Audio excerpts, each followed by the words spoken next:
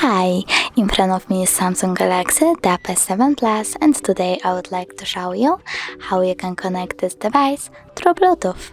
Start by going into Settings. Now choose Connections and tap on Bluetooth. Click on the switcher to activate it and wait for available devices to show up. Then tap on the one that you want to connect to. Choose OK and wait for it to accept your connection request.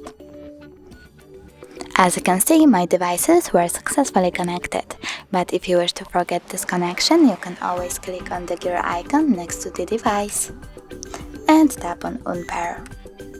Thanks so much for watching. If you enjoyed this video, smash that like button, comment, and don't forget to subscribe. Bye!